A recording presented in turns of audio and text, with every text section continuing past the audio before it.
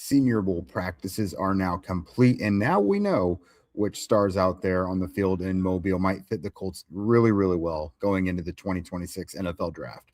Let's get to it.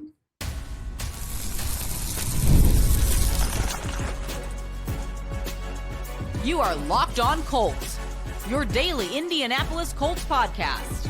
Part of the Locked On Podcast Network, your team every day. All right, welcome to Locked On Colts, part of the Locked On Podcast Network, now the number one sports podcast network out there. And today's episode is sponsored by PrizePicks. Download the PrizePicks app today and use code LOCKEDONNFL to get $50 in lineups after you play your first $5 lineup.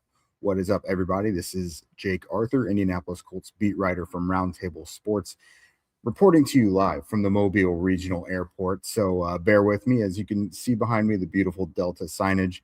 You're going to hear noises over the PA. You're going to hear people. You're probably going to see people. So bear with me. We're all going to have some fun here. But today we are wrapping up the 2026 year of Senior Bowl practices. It has been awesome to be down here once again, getting an eye on some of these guys who, fingers crossed, might fall to the Colts at certain points throughout the draft. Obviously, they don't have a first-round pick this year. So personally, getting to see these guys in person was even more valuable for me because these are guys who are going to be riddled throughout the draft board through rounds 2 through 7 for the Colts, where they're going to be picking. So we're going to go over the Colts' biggest needs that we've discussed recently, and then talk about the players who have kind of shown out here in Mobile who I think would fit really well. Now, will the Colts be able to get some of these guys?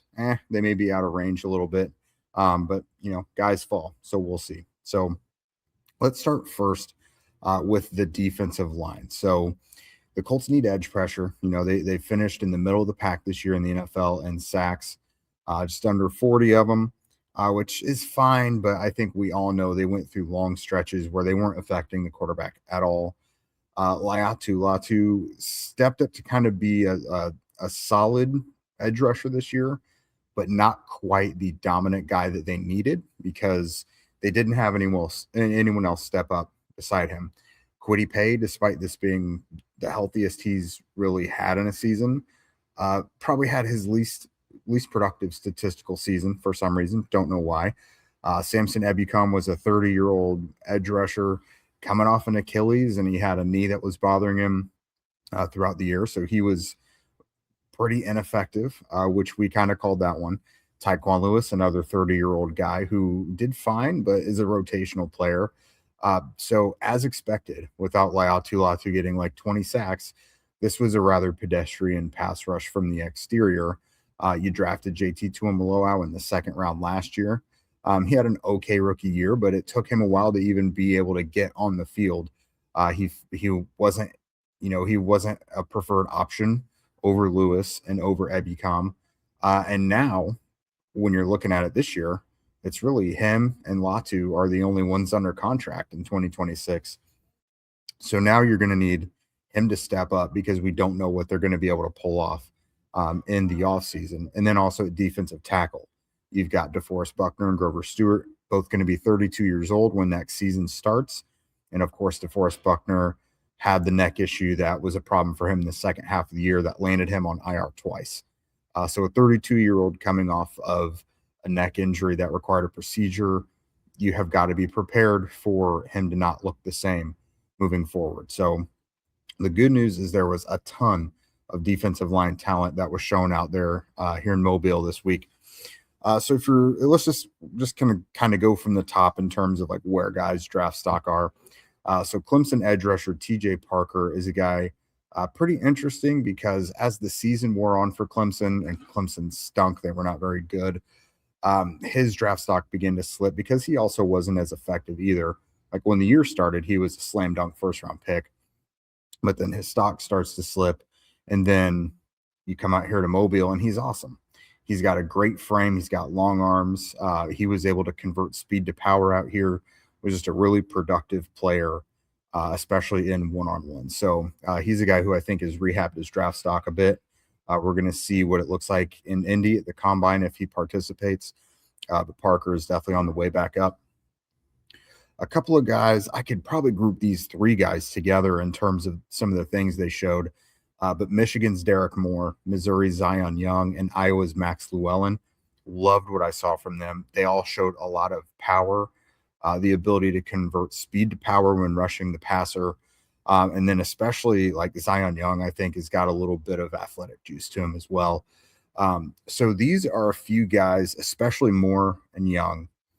They're stout against the run. You know, they can set that edge. They've got some pass rush juice as well. And I think when you look at it and you forecast the Colts offseason, assuming Kwity Paye does not come back, you have to have someone on the edge who's able to play starting reps who can defend the run pretty well. Because for what Kwity Paye lacked as a pass rusher, he was always a pretty good run defender. So guys like Moore, Young, and even Llewellyn, those I think are going to be pretty successful stout run defenders right away. They might need a little catching up to do as pass rushers, but you know what? When you're picking in the second round, you're probably not going to have a tailor-made pass rusher fall right in your lap. So as long as you're not picking a project and you're picking someone who can contribute right away, I think that's perfectly fine. Illinois' Gabe Jacas is another guy who's pretty well-rounded. He's got some juice, a little bit of wiggle around the edge. Very stout guy as well. He had a strip sack, which you're not even really supposed to do in practice. But that's a guy who I love that mentality, though. Not every edge rusher kind of has that mentality where they get to the quarterback, but they don't really think about the ball. Some of these guys see the ball and they hit it, and it creates turnovers. That's how the Robert Mathises of the world are made. Creating turnovers is obviously a huge thing. And then some guys who kind of more modestly flashed, Duke's Vincent Anthony Jr. and Utah's Logan Fano. I had them both with multiple sacks throughout the week. I thought they looked really they flashed pretty good out there. Texas Tech's Romello Height. He's going to be interesting because he's got the size of like an off-ball linebacker, but you're going to be asking him to play off the edge, or that's what his position has been. So he's not big enough to do that. He's like 6'2", 6'3", 230-ish or something, like legit. He's like the size of a will linebacker. So you got to figure out where his positional home is going to be. Do you make him kind of like a will linebacker that you have rush the passer quite a bit? Like I don't really know what you do with him. But he's got some talent nonetheless. Like he's very useful, and you're going to want to find some sort of role for him. Some of the interior guys that I thought performed really well. You guys have heard me talk about Texas Tech's Lee Hunter. He was just stout and was able to split double teams, a lot of power and some slipperiness to him for a guy that size. Lee Hunter and Caleb Banks are both enormous. I think Hunter's like 6'2", 6'3", 320, and then Caleb Banks 6'6", 335. I think huge dudes. Not going to be able to move them at all. Unstoppable forces there. Both Banks and Hunter had really good performances. They were able to, again, split double teams and provide some interior pressure. And of course, guys that size and who are that strong, they're going to affect run lanes as well. And then one more interior guy that I really liked was Zane Durant from Penn State. Not quite as big as those guys, but was really productive as a interior pass rusher and at stopping the run as well. So those are three guys on the interior who I think should be there around the top 50, where the Colts are going to be picking. So the Colts are going to, I'm sure, be looking trench throughout the draft. So those are three guys who I think are going to be outstanding options for them. All right, so coming up, guys, we're going to look at linebacker and some of the guys that have been really making splashes coming up here in just a moment. Let's be real. Managing your finances can feel overwhelming between subscriptions you forgot about, bills that just keep going up, and trying to figure out where all your money actually goes each month. It's easy to feel like you're losing control. And who has time to track every transaction or hunt down hidden fees? But that's where Rocket Money comes in, the personal finance app that helps you take control. It finds and cancels your unwanted subscriptions, monitors your spending, and helps lower your bills so that you can grow your savings. I was kind of taken back when Rocket Money showed me I was still paying for a plant identifying app that I downloaded over the summer while I was doing some yard work. I had completely forgotten about that, but Rocket Money has already saved me some money. I love how it tracks all my subscriptions and lets me cancel them right in the app with just a few taps. No more hunting down customer service numbers. You can set budgets and goals, get personalized insights, and receive real-time alerts for large transactions, upcoming bills, and low balances. It even consolidates your checking, savings, loans, and investments into a single dashboard so that you can get a clear view of your entire financial picture. Let Rocket Money help you reach your financial goals faster. Join at rocketmoney.com/lockedon. That's rocketmoney.com/lockedon. One more time, rocketmoney.com/lockedon. And tax season doesn't have to take over your life. This year, TurboTax is making it easier than ever to just hand things off and move on with your day. With TurboTax full service, you can have your taxes done for you by a trusted local expert, start to finish, without the stress or guesswork. Instead of spending hours trying to figure out forms, you can meet with a local TurboTax expert in person or connect online. They handle everything from W-2s to self-employed forms and work to get you every deduction. You can upload your documents, go about your day, and get updates right in the TurboTax app. It's a huge time saver, and it gives real peace of mind knowing that an expert is handling it all. For a limited time, you can have your taxes done by a local TurboTax expert for just $150, all in if a TurboTax expert didn't file for you last year. Just file by February 28th. Take taxes off your plate and get back to your life. Visit turbotax.com/local to book your appointment today.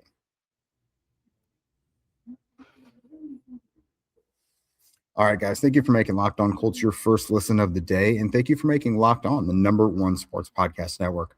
If you haven't already, go check out our new Everydayer clubs. You can catch our audio ad-free and get an invite to the members-only Locked On Everydayer Club Discord server, which includes a group chat just for listeners of our shows. Both Zach and I participate in that. We've been having a great time chatting with all you guys. So go to lockedoncolts.supercast.com or join or even gift a subscription if you'd like to. All right, guys, so let's talk about some of these linebackers. First, let's kind of paint a picture of the Colts linebacker room. Okay, so going into the season, it obviously is not what everyone hoped. You had Zaire Franklin coming off of what was perhaps the best season of his career. He had found kind of a new gear and some new wrinkles to his game where he was able to really create some turnovers. He was really a stat sheet stuffer. And so you go into this year kind of hoping that you were going to get a lot more of the same. If he could just play his baseline, they would be fine if you paired him with someone. Jalen Carlisle is who the Colts really wanted to be that starting will linebacker. But really at no point in this year was he healthy. He all offseason, he was rehabbing from a shoulder surgery. He was finally ready to go when training camp started, but then he suffered an ankle injury that placed him on IR for like 4 months, essentially, put him on the shelf for just about the whole year, it seemed like. So he was really never healthy, and that's a guy they were really counting on. So several weeks into the year, they finally found their way to Jermaine Pratt when he was released by the Raiders. And he finally provided some stability. But, you know, he's getting up there. I believe he's like 29 or so. So he's around that 30 mark. It was just, you know, a 1-year deal for him. And then so you've got him and Zaire Franklin. And this newcomer, Jermaine Pratt, is easily outplaying Zaire Franklin. I think we would probably all agree. And so now you've got Zaire Franklin with a cap hit where you look at it as more of an opportunity to gain more salary cap space. You create roughly $5 million in cap space if you kind of vanquish yourself from that contract. But regardless, they need better play from the linebacker group. Too many missed tackles. Too much having to play run and chase over the middle of the field in the passing game, and it was not working. So yeah, linebacker was a huge issue last year that needs to get younger and needs to get faster and more explosive with the ability to make plays because linebackers just they weren't making plays last year. Jermaine Pratt accounted for all 3 of the linebacker takeaways last year: 1 pick, 2 fumble recoveries. Franklin had none. Grover Stewart and Latu together had 4 takeaways as defensive linemen. That's more than the Colts linebackers had. That's not great. So luckily, there have been some linebackers down here in Mobile who've been really showing out. Maybe the star of the entire week has been Pittsburgh's Kyle Lewis, not just for linebackers, but everybody. And he finished it with an outstanding final day on Thursday. A couple interceptions on the day, had a pick six, like in one-on-one drills.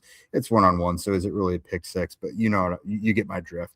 You kind of forecast whether it would have been a legit play in a game setting or not.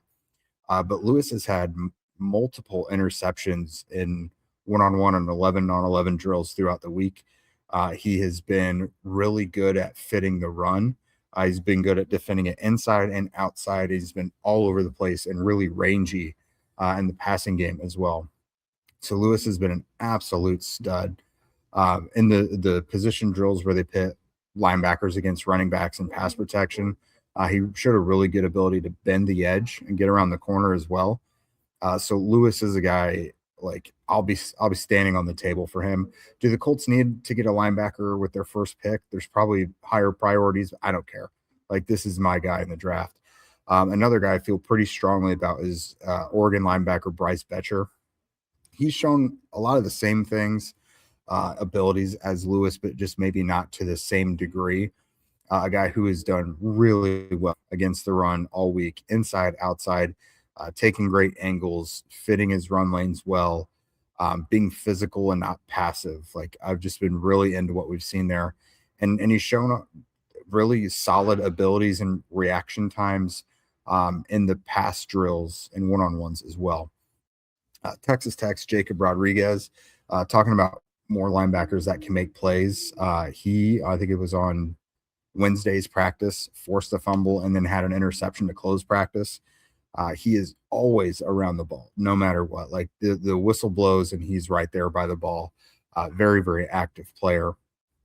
And then you've got someone who only was able to participate in one day because he got injured, but Texas A&M's Scooby Williams is a guy who could probably rush the passer a little bit, is a bit rangy, and kind of can make some of those splash plays. Because the Colts are going to be looking for guys that can contribute in the middle of the field against the pass, like guys who are strong in coverage, because they didn't have any linebacker that was good in coverage last year.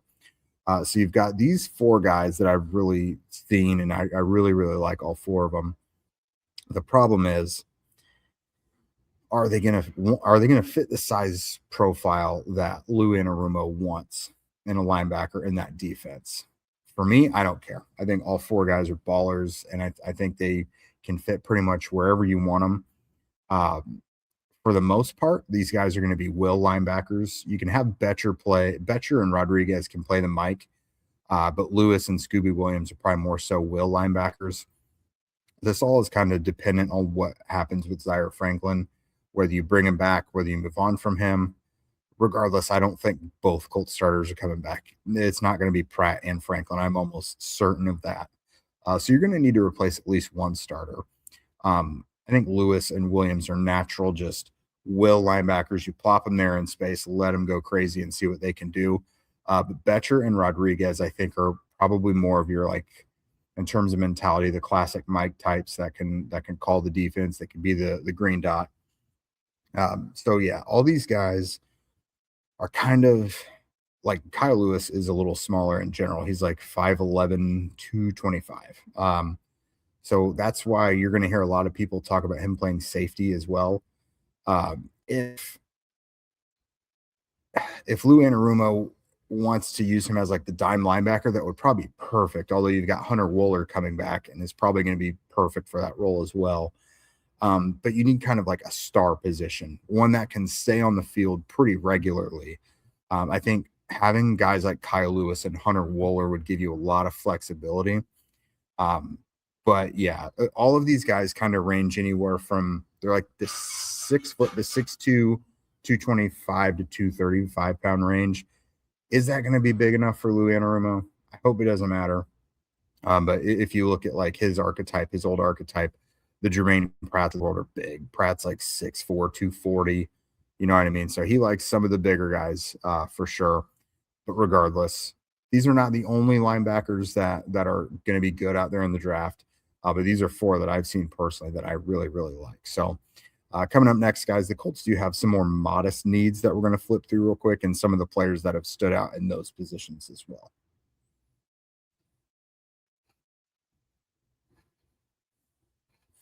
If you've ever hired someone who looked good on paper but wasn't the right fit, then you know how important that is.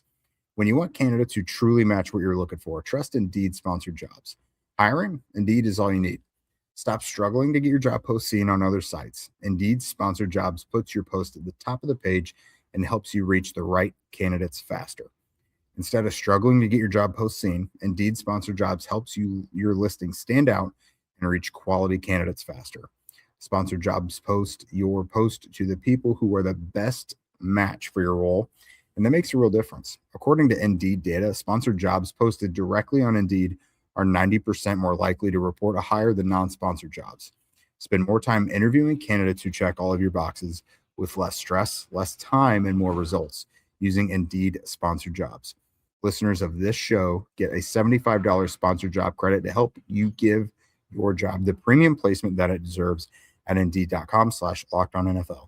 Just go to Indeed.com/LockedOnNFL right now and support the show by saying you heard about Indeed on this podcast. Terms and conditions apply. Hiring? Do it the right way with Indeed. And guys, there's nothing like being in an NBA arena. The crowd, the energy, the moment. Pacers fans, even though it's not going super great right now, Gainbridge gets rocking sometimes. But getting tickets, though, that part hasn't always been so simple. That's why Gametime, though, has become the go-to app for scoring tickets fast without the hassle. It puts the advantage back where it belongs, and that's with the fans. I do a fair amount of traveling over the next few months for the NFL draft stuff. Obviously, I'm in an airport right now. I recently pulled up the Gametime app. I picked an upcoming NBA game, and I had tickets locked in within minutes. I love seeing the all-in pricing up front. There's no surprise fees at checkout. The zone deals really stand out too. You choose the section, Gametime picks the seats, and then you save. They've got great last-minute options too, with NBA tickets showing up at solid prices. Everything feels quick, intuitive, and stress-free from start to finish. Take the guesswork out of buying NBA tickets with Gametime. Download the Gametime app, create an account, and use code LOCKEDONNFL for $20 off of your first purchase.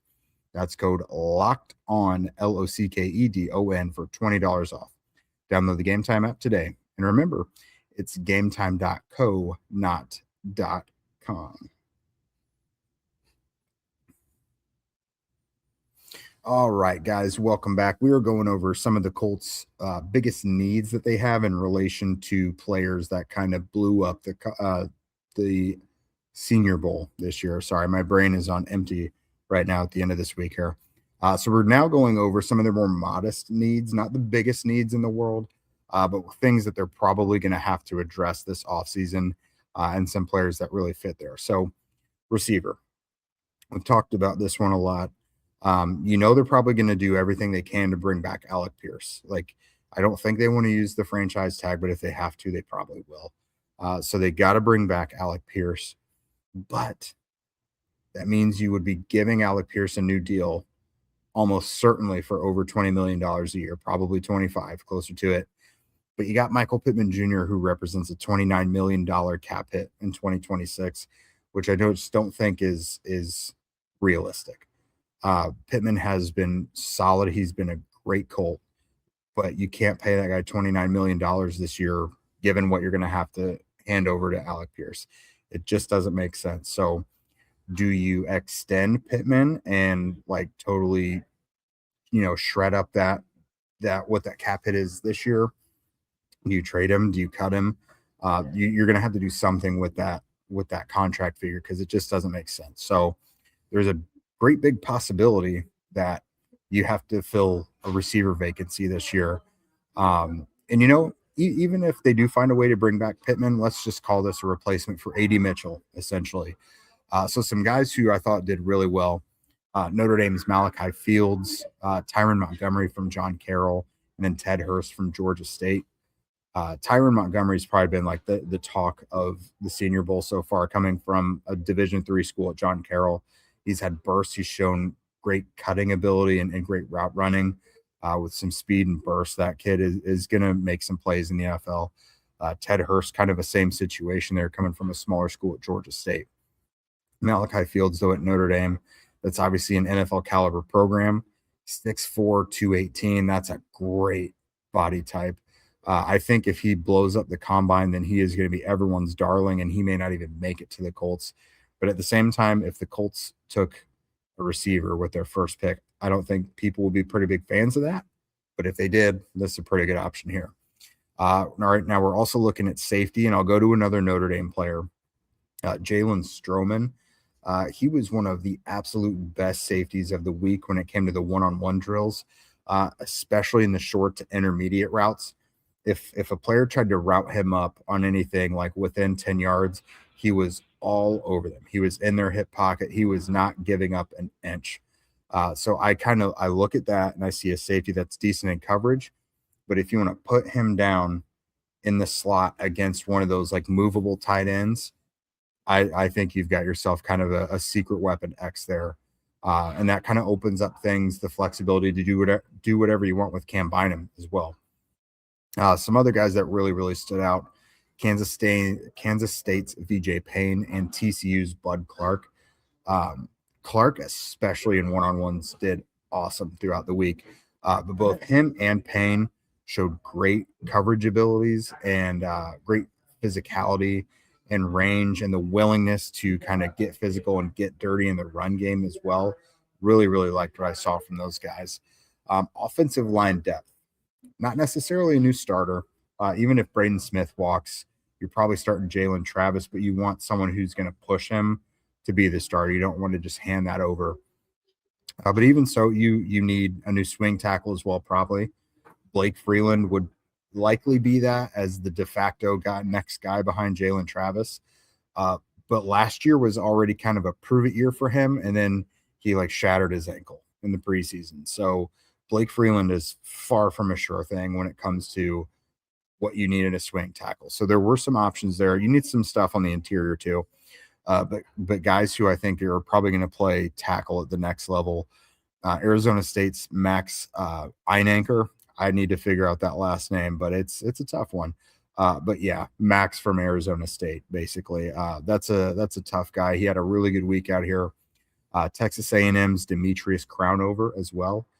Showed the ability to kind of mirror some guys and lock them up when engaged. Same thing with Washington's Carver Willis. And then you go to Iowa's Jennings Dunker. That's going to be this year's goofy, red-headed white offensive lineman, country white offensive lineman that everyone falls in love with because he's going to have some silly story about himself at the combine. That's him this year. But yeah, give me an Iowa offensive lineman any year.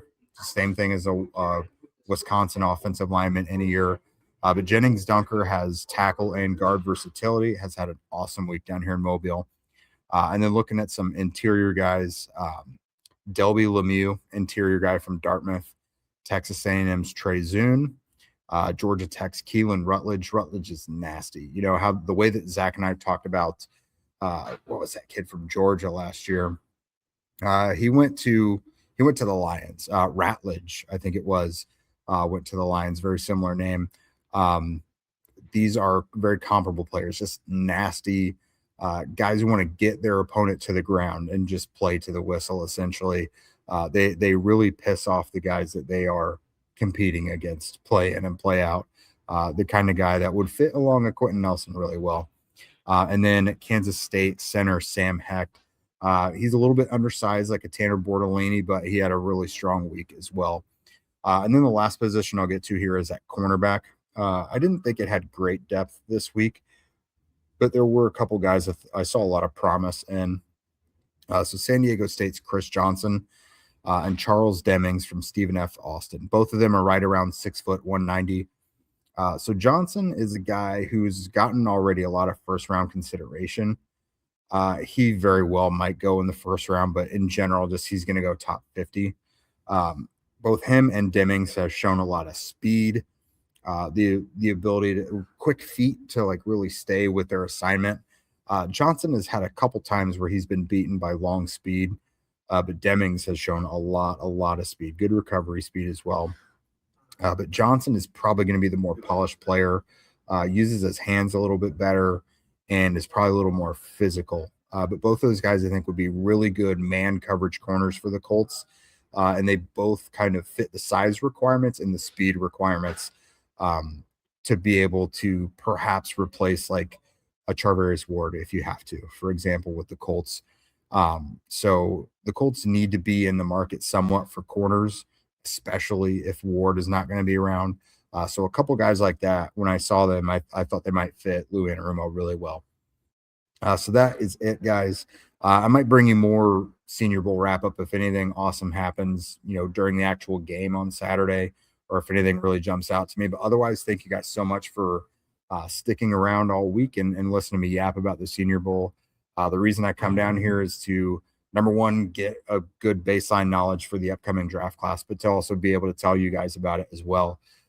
Especially in a year like this where the Colts don't have a first round pick. I think it's super important for Zach and I to be able to tell you about these guys, who they're going to be able to kind of unearth through rounds 2 through 7. So thanks again, guys, for tuning in today. They'll be back. The guys will be back tonight for Locked On Colts Squad Show. I will be in the air, so I won't be there. But make sure you check that out. That's 9 p.m. Eastern. Again, make sure you subscribe and follow at Locked On Colts on social media, as well as at Jake Arthur NFL and at Zach Hicks 2.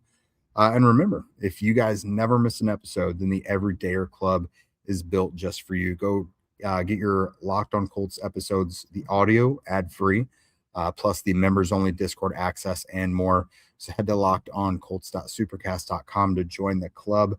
And again, Locked On Colts Squad Show tonight, and we'll be back with you on the Daily Show tomorrow.